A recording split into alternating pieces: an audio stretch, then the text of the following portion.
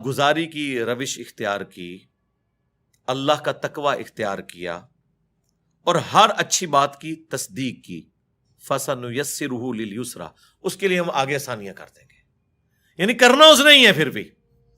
وَأَمَّا مَن بَخِلَ، اور جس نے بخل کیا، کنجوسی کی، وہاں پہ آیا تھا استغنا والی کیفیت، یعنی اللہ کی اطاعت اختیار کرنا، اللہ کے لیے خرچ کرنا۔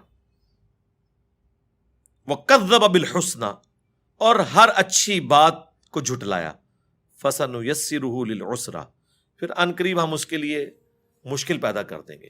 یہ آیات نبی علیہ السلام نے پڑھی کہ جنتیوں کے لیے جنت والے اعمال آسان ہوں گے۔ ہمیں کوئی کہتا ہے نا کہ ہاں جی کیا خیال ہے، ہم کہتے ہیں انشاءاللہ ہم نے جنت میں جانا ہے اور کوشش بھی کر رہے ہیں اس کے لیے۔ بخاری مسلم میں حدیث ہے، میں اپنے بندے کے گمان کے قریب ہوں جیسا میرے لیے گمان کرے۔ کبھی اللہ کے لیے گمان نہ کریں کہ میں نے جہنم میں جانا ہے، گمان پازیٹیو رکھیں لیکن محنت بھی پازیٹیو کریں، صرف گمان نہیں کہ جو کچھ بھی ہے تیرے محبوب کی امت سے، ایفرٹ پٹ کرنی ہے، اس کے بعد رہنا آپٹیمسٹک ہے، پیسیمسٹک نہیں ہونا آپ نے، تو انشاءاللہ ستہ خیرہ۔ اور یہ وہ وجہ ہے جس کی وجہ سے اللہ نے قرآن میں جگہ جگہ کہا ہے اللہ اپنے وعدے کے خلاف نہیں چلتا، اللہ جنتیوں کا وعدہ پورا کرے گا۔ جنتیوں کا کلام نقل ہوا ہے کہ جنتی جنت میں پہنچ کہیں گے کہ شکر ہے کہ جو اللہ نے ہم سے وعدہ کیا تھا پورا کیا۔ یہ اللہ پتہ بار بار کیوں کہتا ہے؟ دنیا میں ایسا نہیں نہ ہوتا، دنیا میں محنت کرنے والا ناکام ہو جاتا ہے اور بعض اوقات بغیر محنت کیے وہ شخص کامیاب بھی ہو جاتا ہے، اس کو اتنا مال مل جاتا ہے، محنت کرنے والا ڈوب جاتا ہے۔ تو اس لیے اللہ نے کہا آخرت میں ایسا نہیں ہوگا کہ کسی کی لک کام آئے، نہ، لک دنیا میں ہے کہ محنت کریں کامیاب ہو بھی سکتے ہیں، بری طرح ناکام بھی ہو سکتے ہیں۔ آخرت میں اللہ نے بار بار اس لیے یقین دہانی کہی کہ آخرت میں یہ نہیں ہوگا کہ ایک بندے نے پوری محنت کی اور آخرت میں جا کے اس کی لک یہ نکلی کہ نماز پڑھنے والا جو ہے وہ جہنم میں چلا گیا اور جو اللہ کا باغی تھا وہ جنت میں چلا گیا۔ نہ، آخرت کے لیے یہ لک نہیں ہے۔ اس لیے اللہ نے کہا میں اپنے وعدے کی خلاف ورزی نہیں کرتا، میں نے جو وعدے کیے ہیں پورے کروں گا، یہ یقین دلایا۔ کیونکہ انسان کو وسوسہ آ سکتا تھا کہ دنیا میں تو ایسا نہیں ہوتا، دنیا میں محنت کرنے والا بعض اوقات کامیاب ہوتا ہے، بعض اوقات ناکام۔ آخرت میں 100% ناکام ہوگا جو دنیا میں پیغمبروں کا نافرمان ہے، اور 100% کامیاب ہوگا جو دنیا میں انبیاء کا تابع فرمان ہے۔ اور مسئلہ تقدیر کو حل کرنے والی ایک آیت میں کوٹ کر دوں، جو کوئی بھی پوچھے نا اس حوالے سے، سورہ الزمر کی آیت ہے، وہ پورا مسئلہ حل کر دیتی ہے۔ سورت نمبر ہے 39 اور اس کی آیت نمبر ہے 7، بالکل سٹارٹ میں ہی۔ میں کہتا ہوں نہیں تقدیر کا مسئلہ ہی ہے۔ ان تکفروا فإن اللہ غنی عنکم، اگر تم ناشکری کی روش اختیار کرو گے، اللہ کے نافرمان بنو گے، کفر اختیار کرو گے، تو یاد رکھنا اللہ بے پرواہ ہے۔ کسی کو یہ ٹینشن نہ ہوگا کوئی نماز نہیں پڑھ رہا تو کوئی اللہ تعالیٰ کو کوئی فرق پڑ گیا، نہیں، میں بے پرواہ ہوں۔ اچھا، اب بے پرواہی کا کوئی یہ بھی رزلٹ نکال سکتا تھا کہ اللہ جب بے پرواہ ہے تو مجھے نمازیں پڑھنے کی کیا ضرورت ہے، اللہ کو تو فرق نہیں پڑتا۔ وہ اللہ نے ساتھ پھر کلیئر کیا، وَلَا يَرْضَىٰ لِعِبَادِهِ الْكُفْرَ، لیکن یاد رکھنا وہ اپنے بندوں سے کفر کو، ناشکری کو، نافرمانی کو پسند نہیں کرتا۔ بے پرواہ ضرور ہے لیکن اوپن لائسنس نہیں کہ بے پرواہی کا رزلٹ یہ نکلے کہ ٹھیک ہے منو کے چاہے یہ گناہ کرے یا ثواب کرے، نہیں۔ اللہ کہہ رہا ہے میں بے پرواہ اس اعتبار سے ہوں کہ تیرے گناہ کی وجہ سے میری خدائی میں کوئی فرق نہیں پڑے گا، لیکن تیرا بیڑا غرق ہو گیا۔ اللہ اپنے بندوں سے نافرمانی پسند نہیں کرتا۔ وَإِن تَشْكُرُوا، اور دیکھنا اگر تم شکر گزاری کی روش اختیار کرو گے، يَرْضَهُ لَكُمْ، تو یہی وہ تم سے چاہتا ہے۔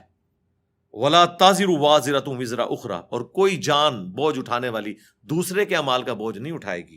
ثُمَّ إِلَىٰ رَبِّكُمْ مَرْجِعُكُمْ، اس کے بعد تم لوٹ کر اپنے رب کے پاس جاؤ گے۔ فَيُنَبِّئُكُم بِمَا كُنتُمْ تَعْمَلُونَ، پھر وہ تمہیں بتا دے گا جو کچھ تم دنیا میں اعمال کیا کرتے تھے۔ إِنَّهُ عَلِيمٌ بِذَاتِ الصُّدُورِ، بے شک وہ سینوں کے چھپے ہوئے رازوں کو بھی جاننے والا ہے، اس لیول تک باریکی کا حساب کرے گا۔ اور ایک اور آیت ہے اس کانٹیکسٹ میں سورہ طٰہٰ کے اندر، وہ بہت کرٹیکل آیت ہے۔ سورہ طٰہٰ کے اینڈ پہ جا کے وہ آیات آتی ہیں، اللہ تبارک و تعالیٰ نے اس حوالے سے مسئلہ تقدیر کو کلیئر کر دیا ہے، وہ بھی میں یہاں پہ کور کر دیتا ہوں۔